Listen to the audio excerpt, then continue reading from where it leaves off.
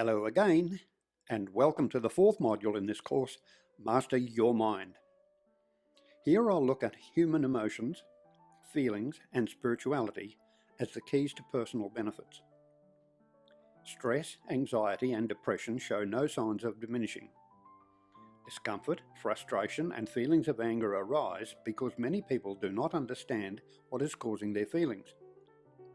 Negative feelings are often intolerable, so people seek to medicate them and put an end to their suffering. It is far better to prevent them by uploading life-supporting values to the subconscious mind. That allows us to deconstruct our feelings and learn from them. Perception, intuition, and conscience are part of this conversation because the same faculty of integration is used by all. I will describe those later. If we fail to upload our chosen values because it all seems too hard, subconscious mind will default to values it has assimilated from other sources and about which we know nothing. In that case, we've no idea what values a particular feeling upholds, or, conversely, what value it challenges. We cannot learn anything from our feelings without knowing what caused them. Do you remember comparing two supposedly identical pictures to discover any differences? Subconscious mind does the same clever trick. It puts one picture over the other and holds both to the light so that matching or conflicting frequencies appear in a flash. Matches deliver positive feelings, while discrepancies point up problems that we call negative emotions. You will recall that our perceptions offer no details or explanations. The same applies to feelings, even though they are sentient and not material. Nevertheless, our conscious mind is prompted to learn in both cases.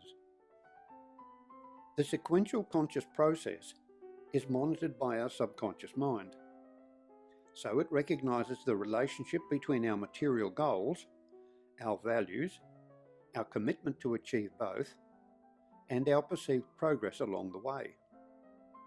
On completion, subconscious mind presents us with a feeling, this being an abstracted summary of our success or failure from these four sources. Thus we are informed whether our objectives and our values are supported or challenged, and to what degree. We name our feelings on arrival according to their felt intensity. If it is hurtful, we call it according to the extent of our suffering. Conversely, if the mood pleases, we name the feeling according to our felt satisfaction. This shows that not only are we the author of our feelings, we are also their interpreter. As previously mentioned, free will is the captain. Implanting life-sustaining values in our subconscious database makes it much easier to read and learn from our feelings. If we leave values open to chance, conversely, it will be almost impossible to learn from our feelings. Every emotion poses the question, what truth is for me to discover? That question is easily answered if you have a short value list like I suggested. A particular feeling will correlate with a recent event, and that correspondence will highlight the value. From that information we can decide whether to change future behaviour, or, alternatively, whether we should revise the value. Do you see how simple emotions become when you take charge of them? Stress fades away. Life is greatly simplified and becomes more joyous by far. With a long list of your values, or no list at all, you'll not get off lightly. You'll not know whether the feeling is an appropriate response or whatever. Consequently, you'll not likely inquire further. Those who take charge of their values will very easily reverse engineer their feelings. They will ask, which one of my life values upholds the feeling? Should that value be affirmed or altered? Or should I act differently in future? When the cause of the feeling is found and dealt with, it serves the valued purpose for which it was revealed. Treat mistakes as a positive lesson. Agree that when something hinders your goal, and you feel it, commonly called a negative emotion, it's still positive news. Learn from it. That is why subconscious mind delivered it. Contrary to popular belief, there is no such thing as a negative emotion. Every feeling delivers positive news. Being informed that our mission is falling off the rails allows us to trace the cause and fix the problem. Annoyance, for example, is reassuring and self-protective, in that it confirms one's desire for a moral and just world. Subconscious mind is always truthful. It matches a present moment event or circumstance with what we have deliberately chosen to value, or that we have permitted our subconscious mind to accept as value, according to what we've chosen in the past. Both are of our free choice. Changing our values or changing our behaviours allows us to grow mentally, emotionally and spiritually. To be informed of success or matters requiring our attention is nothing less than Creator's gift of an automated mentoring faculty, and I'm betting you've never heard that before. No one teaches what our feelings really are. Are you beginning to see how you've been mentally deprived? Jesus spoke of transitioning from childhood material satisfactions to adult spiritual values, of transitioning from the law of allowance to full consciousness. Adolescence should be the platform of choosing that henceforth life values will be upheld as one's primary motivation. Let's backtrack for a moment. A child's increased reasoning ability progressively inspires their choices.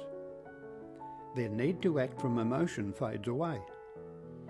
Thereafter, life values are more easily chosen and validated, at least they should be. That is why we are blessed with an automated mentoring system.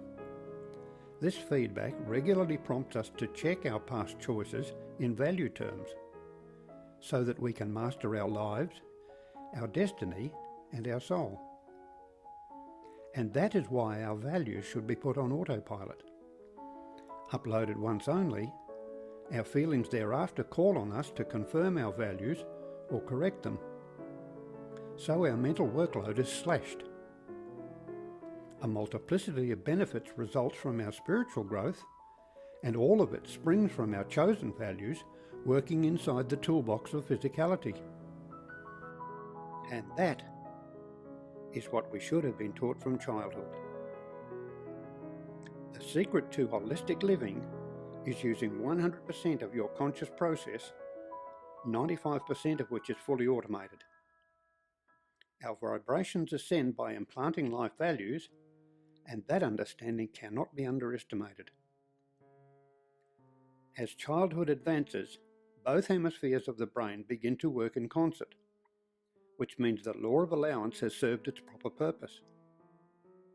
Joy and happiness which arose from intellectual bypass during infancy is superseded by intellectual and emotional harmony in adulthood. And that is the totality of full consciousness. As previously mentioned, adolescence should be the shift from emotional promptings to reasoning the value of life and making appropriate choices. That is the difference between authoring our emotions versus being run by them. It becomes increasingly evident that our joy in life does not so much rely on what we choose to do, but more so why we choose our actions in spiritual terms. My conclusion, therefore, is that we are not spiritual beings living a material life as many people proclaim. Rather, we are spiritual beings living a spiritual life, albeit in a material realm. To stumble through life in blind pursuit of material goods and satisfactions is to deny that we truly are spiritual beings. It should not surprise that oligarchs in our physical world believe they are superior above all others. Authoritarians know they can never rule, tax, or thieve your spirit. Their blind greed for material values seals our spiritual fate nonetheless. Conscious ignorance props up their materialistic empire, Thus, in their view, ignorance must be preserved.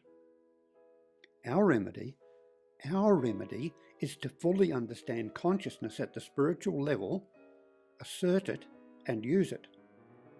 Thus we create a world they dare not venture. You will recall my saying that science has not found any orderliness amounting to natural laws in our 6 higher faculties. Well, no longer. The value transfer wave answers that vacancy. It shows that the conscious process is sequential, whereby all of our faculties are fully united. This also confirms that free will is sandwiched between the reporting and activation functions of the subconscious mind. Now, the simplicity of the conscious process becomes apparent. First, we find 9 higher faculties, this being 50% more than science reports. Second, 3 belong to our cognitive mind, and the other 6 are subconscious. Lastly, they link in pairs that overlap one another. Are you beginning to see what full consciousness really is? And how humanity has been cheated of this knowledge for centuries? The sequential orderliness of full consciousness is not spoken of today, and that calls all of our human sciences into question. Science and education are challenged to wake up, because now all of our higher faculties testify intimate connectedness, as the next module will develop even further. I look forward to meeting you there. Thank you.